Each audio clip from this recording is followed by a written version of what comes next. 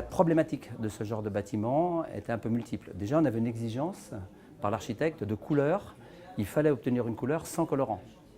Donc il a fallu qu'on recherche par échantillonnage, mais également par carrière, essayer de trouver la manière d'arriver à des roses assez soutenues, un jaune également soutenu et un gris qui était un peu moins compliqué à réaliser.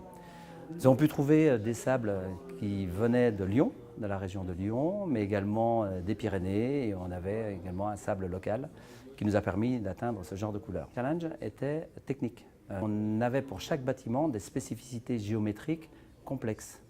Pour le B2, le bâtiment rose, on avait des angles qui étaient en 3D sans aplomb et qui avaient la particularité de s'assembler pour former des façades cassées.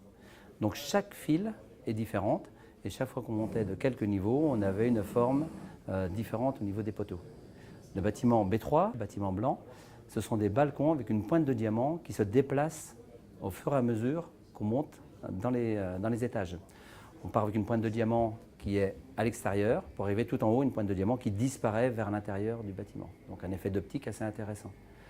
Bâtiment B1, qui sont des éléments jaunes, vous avez des poteaux qui se trouvent décalés, qui donnent un effet de faux aplomb, un peu tour de Pise de la façade. Donc il a fallu travailler sérieusement sur l'enchaînement ou l'empilement en fait, mécanique, tout en gardant cet aspect esthétique qui était assez intéressant à réaliser. L'intérêt de prendre de la préfabrication, il est déjà esthétique. C'est un minéral quand même. On le livre fini, on livre vraiment un produit fini.